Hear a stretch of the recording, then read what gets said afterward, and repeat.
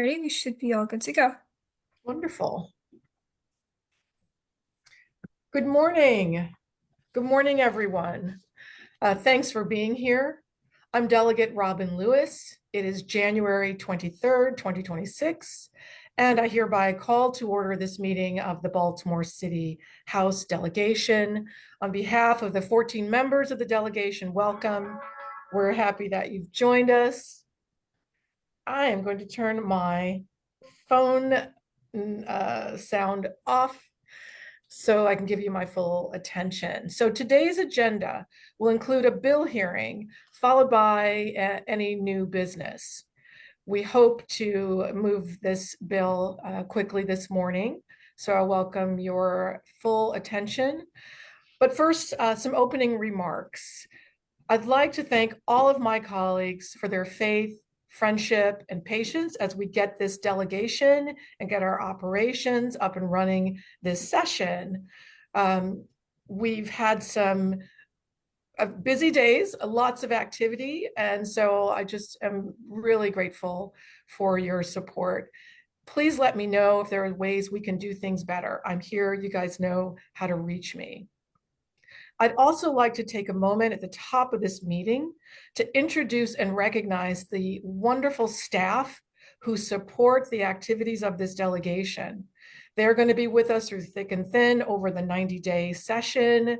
I want you guys to see them, know them, and value them as much as I do. First, Heather Bertling. Heather, can you wave so everyone can just see you? Heather is legislative director to this delegation. She served in this role for about 2.5 years. She has experience, she offers continuity, and we're just really grateful to have her here to support all of the delegation's activities. Thank you, Heather. Next, Matt Bennett. Can you say hi, Matt? Matt is counsel for this delegation. He's been with us since 2024, but he has more than 11 years of experience working as a policy analyst and committee staff here in the Maryland General Assembly. He's an expert on fiscal matters, and he's incredibly kind, friendly, and patient, let me tell you. So we're really lucky to have him as our delegation counsel. Thank you, Matt. I'll be working closely, continuing to work closely with Heather and council to make sure that all the administrative, technological, communication, social media, and most of all, legislative operations will proceed smoothly. And where colleagues, where you find ways we can do things in a more streamlined manner, in a faster, more effective manner that serves you and your needs, please let us know. I'm very humble here to serve. Okay. A couple of other important matters. It came to my attention that the House delegation website is down. To our constituents, members of the public who've noticed this gap in our public-facing communication, I apologize on behalf of the delegation. You deserve robust and transparent access to the work we do during session, and that website should be an important entry point for you to connect with us. Please be assured we will get the website back up and running as quickly as possible, and thank you for your patience. Our Facebook page is still up, Heather. We haven't had any problems there. So please know that we are available and visible via Facebook at this time. Also, really important, I want to touch on an important matter related to our internal operations as a delegation. We need to hold a special election to fill the vacancy left in our first vice chair position. That vacancy was created when my colleagues elected me chair of this delegation last week on January 16th. According to our bylaws, for any vacancy that occurs during the legislative session, a special election should be held within 7 business days of the vacancy's occurrence. Unfortunately, we are behind, we are delayed from that standard that we set for ourselves. I've talked extensively with Delegation Council, given the many shifts and changes that we've all experienced at the beginning of this legislative session. It's not unusual that we would be delayed, but it still behooves us to move as quickly as we can to hold a special election and fill that vacancy. And with guidance from council, I'd like to just quickly at this point offer that we can hold our special election. We'll have time on our regular delegation meeting next week, Friday, January 30th. So we'll come back to that, hold that thought. We'll come back to that at the end of the meeting under new business.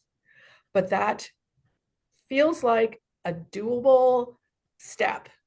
So please know that we will fill that vacancy and we'll have a full complement of members leading our delegation effectively and in the way that you all need.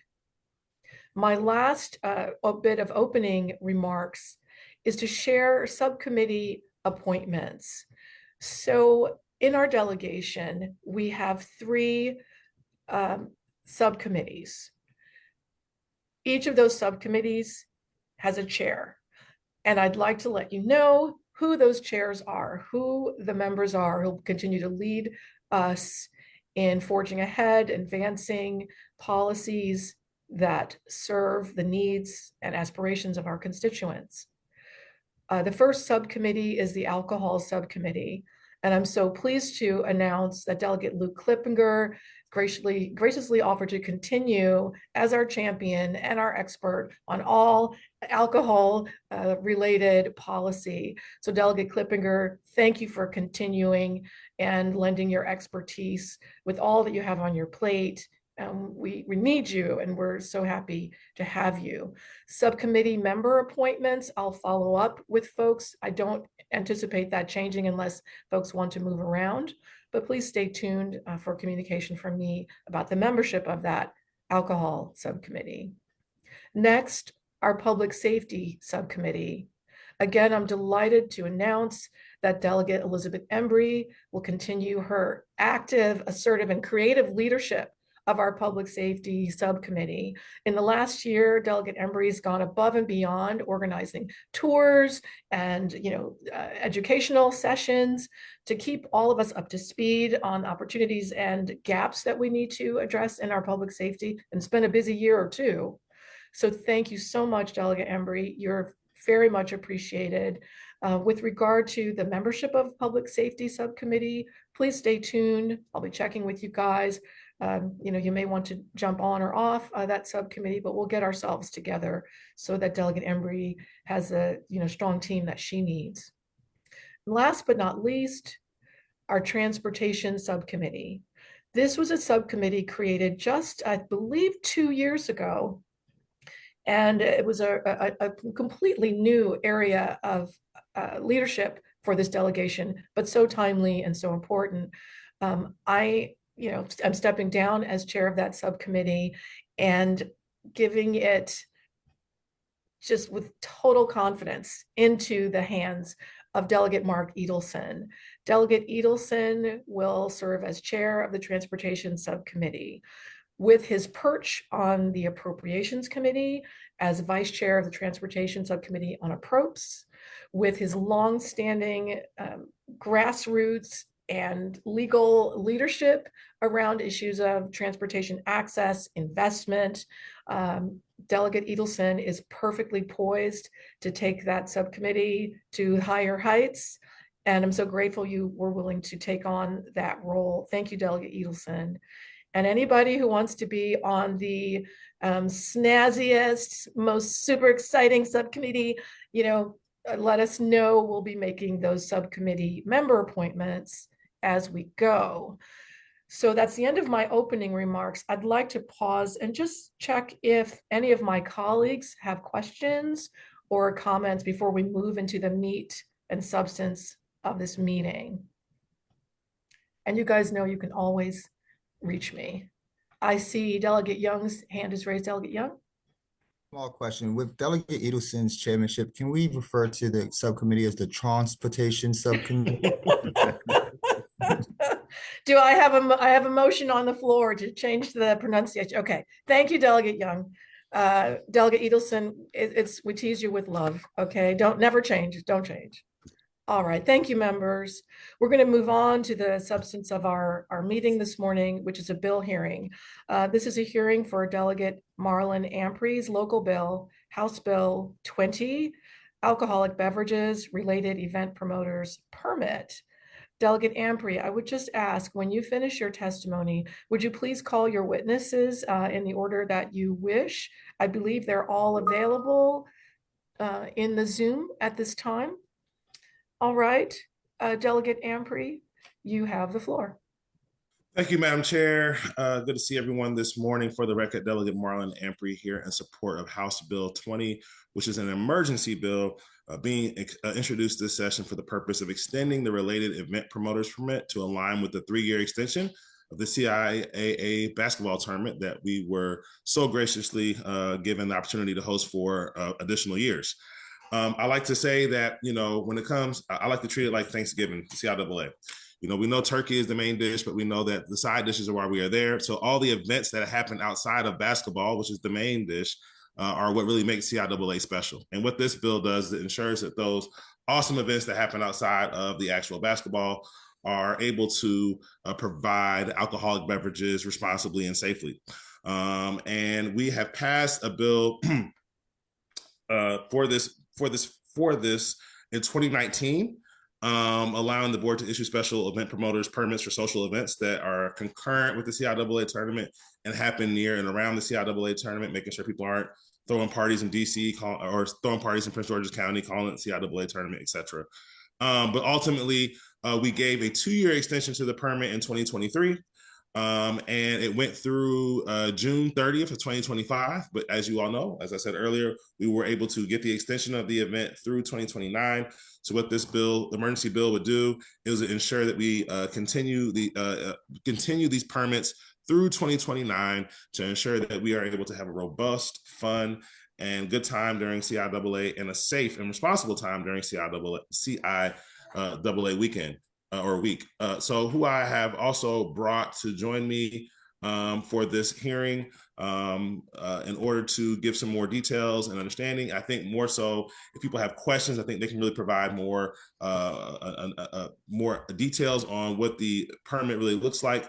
I have Michelle Wurzberger, Kareem Swinton from Visit Baltimore, and Nina Thinless from the city to answer any questions. So they can go in that order, Madam Chair. I ask for you all support with this bill. And again, as I said, it's an emergency bill. We'd have to get this through. As you all know, the tournament starts at the end of next month. The governor's aware and ready to make this bill, get it through as fast as possible. And the Senate already passed this bill out of their delegation meeting this morning. So I'm hoping we can have an expedient process as well. Thank you. Thank you, Delegate. I think you wanted to call Michelle Wurzberger first. Yes, Michelle. please. Good morning, Madam Chair, members of the delegation. Happy Friday. For the record, my name is Michelle Wurzberger, and I'm the Deputy Executive Secretary of the Baltimore City Liquor Board. Thank you for allowing me to be here today to support this bill. I do have a couple members of my team with me. Matt Ockheimer has signed on in case there's any questions about community engagement. I also, in the room here with me, I have our brand new Chief Inspector, David McGinnis, in case you have questions about enforcement. But we are extremely excited to support House Bill 20. You should have a copy of our written testimony before you. This bill establishes a mechanism by which our liquor licensees, most of whom are small business owners, can capitalize on the excitement and the interest in CIAA, while also giving the liquor board and other city agencies advance notice that they're having those types of events, so we can staff up to support and be out and helpful. to both them and community. I stand ready to answer any questions you may have about the nitty-gritties of the permit and how we operate. But with that, I'll just pause right now with a respectful request for a favorable report. Thank you, Michelle. I'd like to have all the witnesses speak, and then we'll have questions, if any. Next on the witness list is Mia Blom. Is that right, Delegate? I think we have Kareem Swinton will speak. Sorry, Kareem? Those here for Okay. questions. Yeah. Thank you so much. Kareem? Absolutely. Good morning. Good morning. Thank you all for your time. Thank you, Chair Lewis and members of the Baltimore City House City Delegation. My name is Kareem Swinton. For the record, I'm the interim president and CEO of Visit Baltimore, and I'm also joined by Mia Blom. She's our Senior Director of Government and Community Affairs at Visit Baltimore. So I'm here today, honestly, to speak on behalf of the support of House Bill 20 for Baltimore City alcoholic beverages related events promoters permit. Now, I want to express my sincere gratitude to the bill sponsor, Delegate Amprey, for his sponsorship and support this important legislation. This has been in law since 2019. The CIAA tournament, if you do not know, is a major success, not only for student athletes and coaches, but also for all of our Baltimore neighborhoods, our businesses, and our workforce. Since bringing CIAA to Baltimore, it's generated more than $100 million in economic impact for the region and supported nearly $10 million in state and local revenue taxes. 2025 alone, the tournament generated $27.4 million in total economic impact, including more than $15 million in direct spending, supporting local hotels, restaurants, retail, transportation, and especially small businesses across the city. So this permitting process is very important to us. It's very important to CIAA commissioners and the presidents as we continue to talk about it and present to them, because they believe it supports safe, well-coordinated events and helps protect their CIAA brand and the attendee experience for all those that come to the city in order to enjoy this event. So it really strengthens Baltimore's ability to remain competitive with other destinations, because we do not want other destinations trying to partner with them. We want to keep it here as long as we can. So for us, we want to continue to host these events and be safe and bring this economic impact and community back to Baltimore continuously over the years. So the version of this bill remains effective through June 30th of 2029, which aligns with the final year of the CIAA's current contract in Baltimore. And for these reasons, I respectfully ask for your support in favor of this report on House Bill 20. Thank you so much, Madam Chair. Thank you very much. I just realized that I did something that I was raised not to do, and that was call people by their first names. So Ms. Wurzberger, let me just back up and say thank you, Ms. Wurzberger. I called you by your first name. I was raised not to do that. It's totally fine. Thank you. I know it is for some people, but not for other people. Mr. Swinton, thank you very much for your testimony. And thank you for leading Visit Baltimore. It's such an important organization, near and dear to my heart. You have a fantastic team I've worked with for years, and we just look forward to your leadership going forward. Thank you again, Mr. Swinton. Okay, the ancestors are appeased. All right. Thank you, Madam Chair. Delegate Amprey, is that the end of your witness list? I think we have Nina from the, I'm sorry, Ms. Thimlis from the from the mayor's office. If there are any questions from the delegation about the bill, and I think Ms. Wurzberger could also answer any questions as far as the specifics of how the license works. But we've had it in place since 2019. We extended it as a group in 2023, so I feel like most of our questions should be answered. So, Delegate, just to make sure that you're saying this bill is an extension of what we already passed, Correct. and our Senate counterparts in the Baltimore City Senate delegation just passed this bill minutes Correct. ago? Correct. Okay, Correct. great. Thank you so much. Is there any discussion? Any questions from the members? In seeing none, I'll entertain a motion. I see Delegate Amprey. I would move that we provide a favorable report for this bill. Thank you. Is there a second? Thought I saw Delegate. Second. Second. Okay, I think that was Delegate Edelson and Delegate Ruff seconded and thirded the bill. Okay, I think having been properly moved, can we take a roll call, Council? Sure. Delegate Addison, Yes. Delegate Amprey, Yes. Delegate Boyce, Yes. Delegate Clippinger, believe he's absent. Delegate Conaway, Yes. Delegate Edelson. Yes. We got you. Delegate Amprey, Yes. Delegate Conway went twice. The second one was not me, but I'm also a yes, just so you know. Delegate Edelson's a yay. Delegate Yes. Rosenberg, Yes. Delegate Ruff, I just want to say that, yeah, it's imperative that we do this. I'm just briefly explaining my vote. I think that this is going to help us continue to generate significant economic impact in our city. We have a sincere need to be dedicated to this tournament. So I'm an absolute yes. Delegate Smith, I believe she's absent.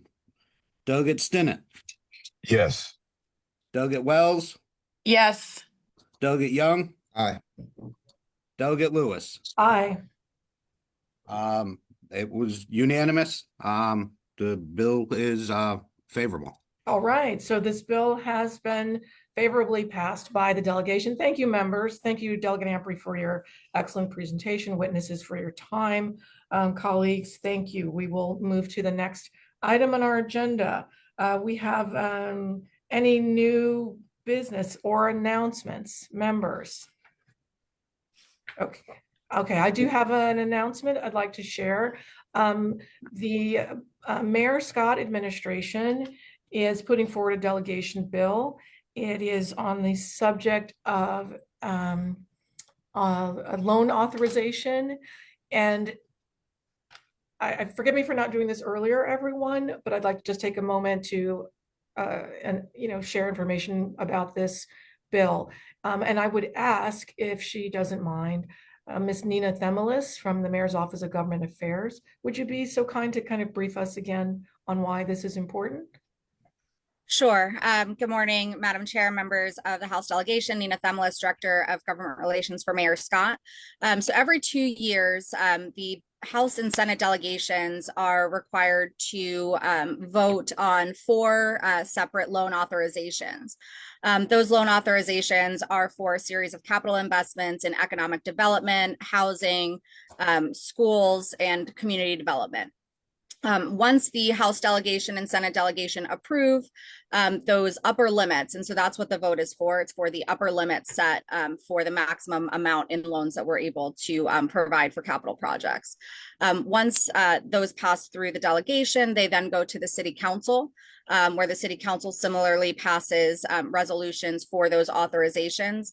And then finally, they go to the ballot in November for the residents and voters to approve. And this happens every 2 years for subsequent fiscal years. So for 2026, given that we'll already be in fiscal 27, when that election and that ballot is considered, those loan authorizations will be for fiscal years 28 and 29.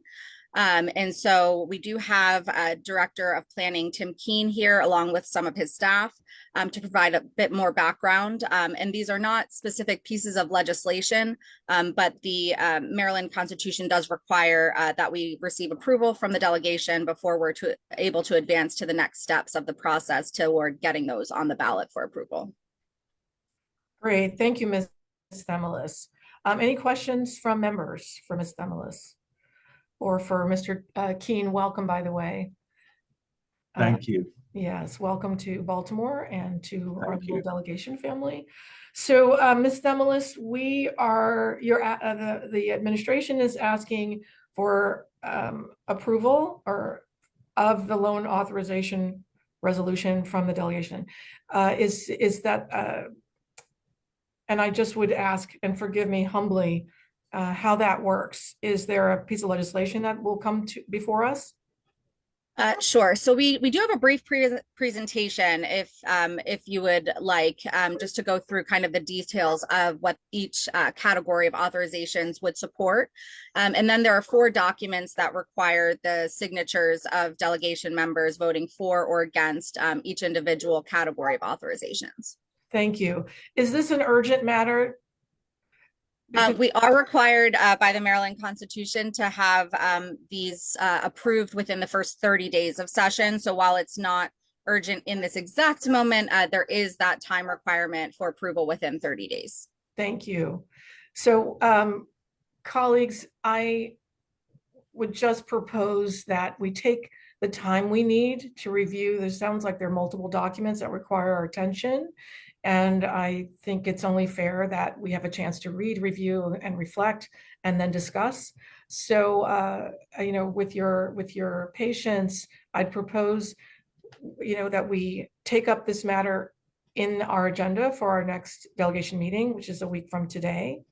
If we could have all the documentation, Ms. Themelis, that you just referred to, I will make sure, working with Heather and council, that every member of the delegation gets those documents and has a week to review them, and then we'll take up the matter on our agenda next week. So members, how does that sound to you? Any comments or discussion? And then that way we'll be, I believe we'll be able to put the matter on a vote, review, discuss, and vote next week. As long as members are comfortable. Sorry, Madam Chair, if it would be okay for us to provide the presentation, the documents your committees or the delegation staff should have, and we will share them and absolutely have that discussion and vote next week. But I think the presentation might help to inform the review of that documentation. Okay. With your indulgence, members, we take a few minutes for the mayor's team and the planning director to present. This was not on our agenda, and I appreciate you guys for your patience. So let's try to keep it to, 8 minutes or so. Great. All right. So will it be Mr. Keene presenting then? Thank you, Madam Chair, and Great. all of the delegates for Baltimore. Sorry, I haven't been able to meet everyone. I'm new here in Baltimore. Have one of my excellent staff here, Sarah Paranellum, who's going to run through this presentation quickly, if that's okay, Madam Chair.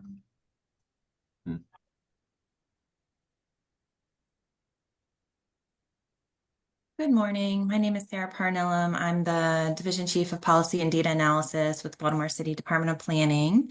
And the general obligation bonds are an important component of the overall capital improvement program for the city. So here you can see that they're one slice of the capital improvement program for fiscal year 26. And then we will talk about what's proposed, as Director Themelis said, for fiscal years 28 and 29. So as was already mentioned, we go through a lengthy approval process for the loan authorization. We've already gone through a review by the Planning Commission, the Board of Finance, and the Board of Estimates. The next step in the review process is the Baltimore Delegation and the Maryland General Assembly. And as was previously mentioned, it then goes on to the City Council, and ultimately these questions are on the ballot in November. Here you can see the trends for the loan authorization going back to 2006.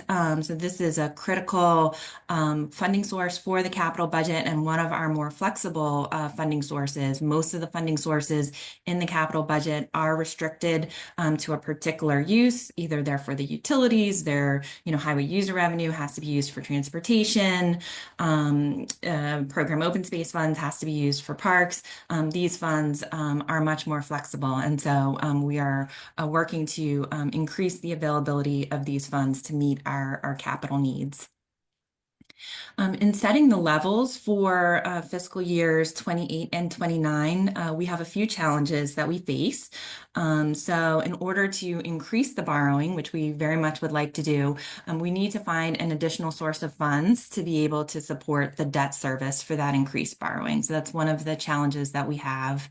The other challenge that we have is that the borrowing is for years that are several years in the future, fiscal years 28 and 29, but we need to make decisions now about the loan question. So as was mentioned, it's not just a total borrowing amount, but there are 4 questions that are put before the voters. And so we need to identify how much would be included in each question. And there's a few unknowns since this is for funding that is several years in the future. One of those unknowns is what will happen with highway user revenue. So the current legislation has a reset of the highway user revenue in fiscal year 28. And so depending what happens with that, we don't know whether we will need to adjust how we're using the general obligation bonds. We also don't know kind of the exact allocation of state funds for the Vacants Initiative for several years in the future. And so that may also impact kind of the allocation of future general obligation bonds. We do know we have significant infrastructure projects that we need to fund. And so we're trying to figure out how to meet all of those needs while providing flexibility to address some of these unknowns. So traditionally, what we've done is we've had one question for community and economic development that funded projects that were done by 3 of our agencies, the Department of Housing and Community Development, Baltimore Development Corporation, and the Mayor's Office. And then we've had another question for public infrastructure that has supported projects that were that are implemented by General Services, Recreation and Parks, Solid Waste, and if needed, transportation. But this really doesn't provide a lot of flexibility with this traditional approach. And so what we're proposing is really to look at the intersection between these two, that there are a lot of projects that support public infrastructure goals, as well as supporting community and economic development goals. And so rather than thinking about those two questions by city agency, to really think about, the intersection between those two goals. And so projects like parks and playgrounds and recreation centers, community action centers, libraries, sidewalks, street resurfacing, the convention center, they're all fulfilling both a public infrastructure need and a community and economic development mission. And so going forward, what we're proposing is that these types of projects could be funded out of either loan question. And so this is what the proposal is for 2026. And this is for 2 years, for fiscal year 28 and 29. And you can see here just a little bit of history comparing for the last 2 cycles. So we have a question for affordable housing, for schools, for community and economic development, and for public infrastructure. And happy to take any questions that you have. That was very efficient. Thank you very much, Ms. Paranilam. Thank you very much. Well done. Thanks. Members, the floor is open for questions. Any questions of our presenter from the planning department? I'm not seeing any hands. You can unmute yourself and speak if you need to. I'm not seeing you. Okay, great. Ms. Paralinam or Director Keene, will your PowerPoint be made available to us? Yes, I believe Director Themelis has it and can share it with you. Okay, so that'll be part of the package of materials that we can review as we prepare to vote on the authorization resolution next week. Sound good? All right, Ms. Themelis, sound good? Yes, Madam Chair. All documents, the 4 resolutions, as well as the PowerPoint, should be with delegation staff. And I also want to just note that there's additional documentation for previous investments over the previous fiscal year cycle that you all should have separately received. And then finally, if there are any additional questions or conversations that you would like to have in advance of convening again next week, we'll make sure that our staff and the Department of Planning staff can be made available to you. Great, thank you so much. Thanks, everyone. Are there any other matters, any other new business or announcements? If I'm not seeing you, feel free to unmute and speak, members. All right, seeing no hands raised for new business, I'll entertain a motion to adjourn. So moved. Seconded? Second. Great, being properly moved and seconded. All those in favor say aye. Aye. Aye. Thank you, everyone. This meeting is adjourned. See you on the floor. Happy Friday. Happy Friday.